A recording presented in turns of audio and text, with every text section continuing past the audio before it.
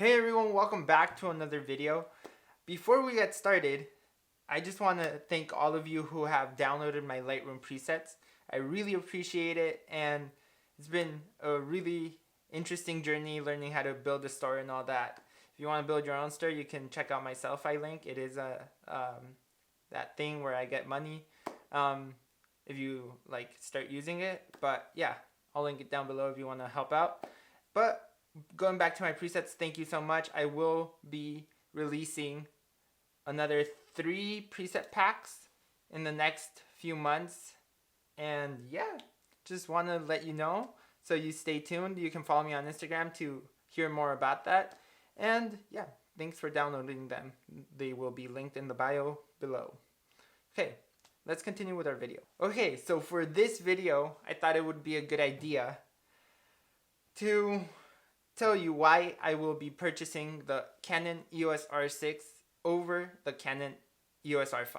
Okay, so the first reason is kind of like a meh reason, you know? Like, it's not like the greatest feature of all time, but it's an important one. So, dual card slots.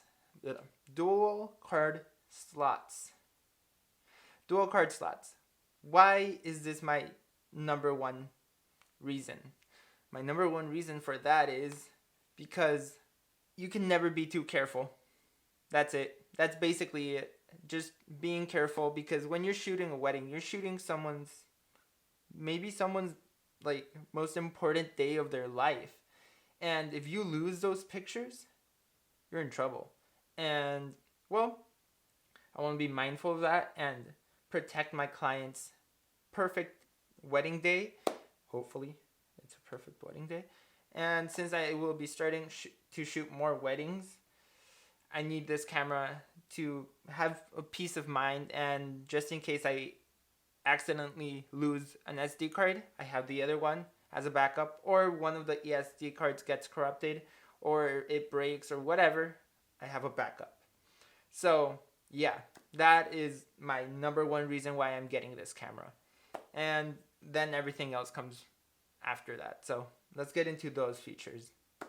Okay, so reason number one I'm getting it over the R5 is the price.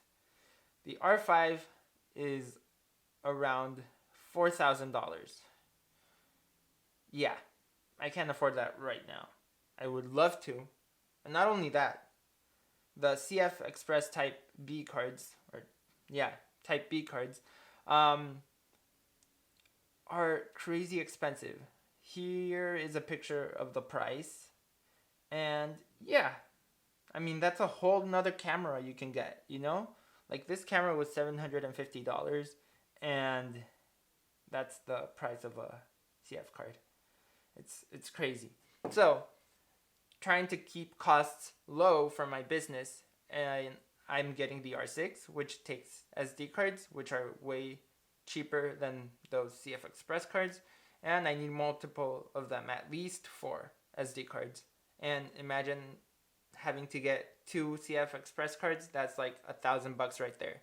So yeah, that is reason number 2.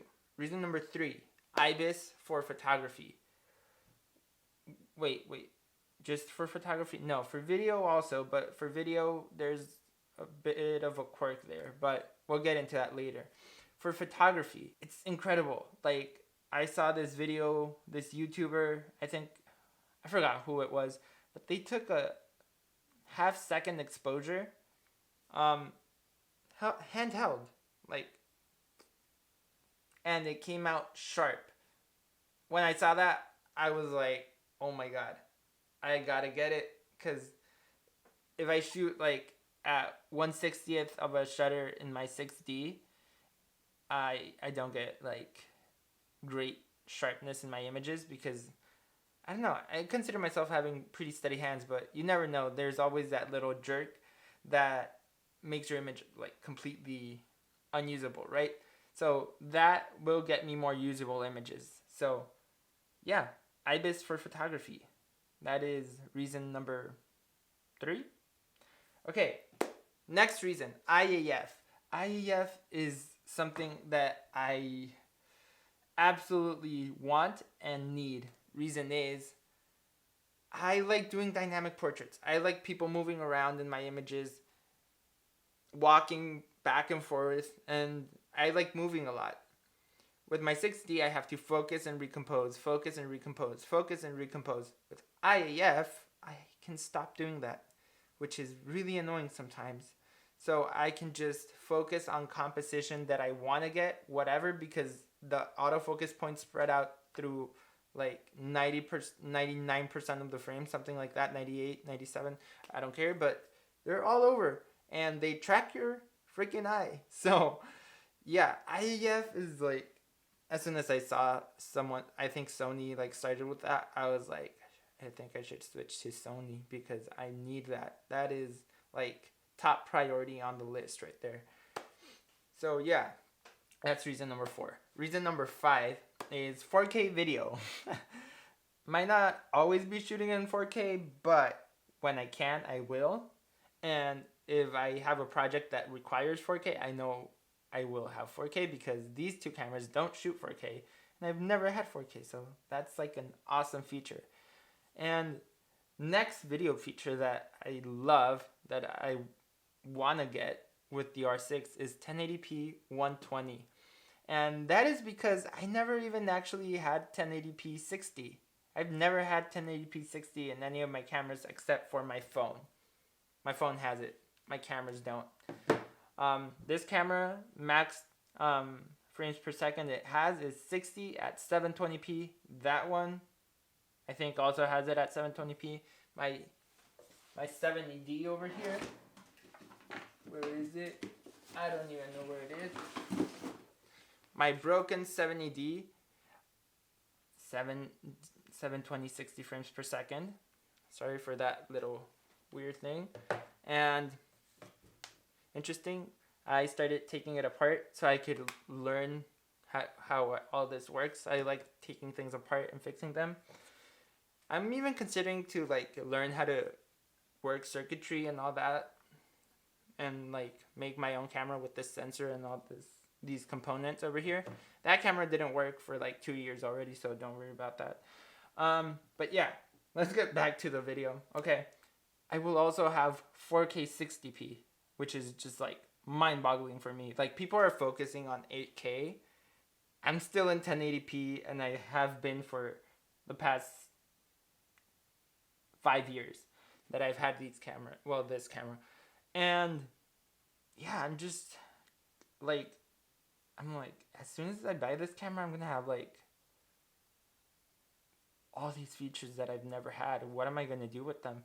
So for me, I am thinking endless possibilities, obviously, but you should never let your gear limit your creativity. But when you get new gear, the creative things you can do with that new gear are off the charts, because so many features are packed into these new cameras, and there's like freaking 7 cameras to choose from right now. It's completely nerve-wracking because you're like, am I choosing the right one? And well, as you may know, this is really hard because this camera has a problem of overheating in 4K. And well, hopefully, I've heard people have never had problem with it. I shoot video and then I shoot pictures. I shoot pictures and then I shoot video, And well, photo specs are more important for me, yes, but I do also shoot video, and I would love to shoot 4K for more than 40 minutes. But I've never really shot any videos for more than 40 minutes, except when I'm filming my mom and she's like filming like an hour-long class, right? But with this camera, it lasts like 30 minutes and the battery runs out and I have to change it. So I feel like it would be the same process. So that's like the thing right there. Another video thing that I would love to have is higher bit rates, because if you saw my last video from this one, I tried changing the colors a little bit so they looked more like autumn, and well, the colors in my face also changed. So with higher bit rates and 10-bit color, I will have more flexibility in the colors, and I can get more creative. So yeah. Another thing I'm skeptical about is the autofocus. This camera doesn't have dual pixel AF, and I'm pretty good at using it. It's not about what the camera can do, but what you can do with your camera. That's really important. So I'm worried, but not that worried, because this camera doesn't have dual pixel AF, and I've gotten pretty good at knowing what lighting situations it works with, but I don't want that limiting me either with when I'm paying $2,500 for a camera. So I've heard bad things, I've heard good things, I've heard that some people haven't had any problems. So hopefully I don't have any problems with it. I'm just mindful of the troubles people have had. Okay?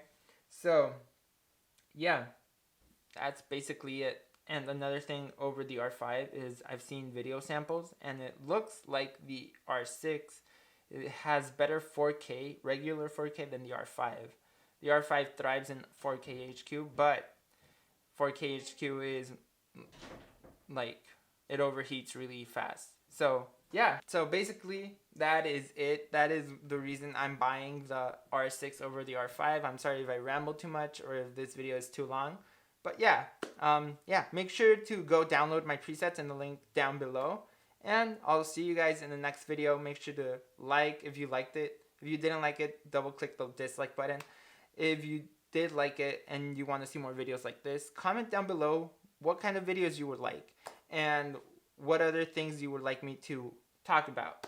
And hopefully the R6 comes sometime next week or in the next 2 weeks. So yeah, thanks for watching. Subscribe, like, and comment. And click on that video right there or there. I don't know. Subscribe video. Click on any of those two. And see you in the next one. Peace.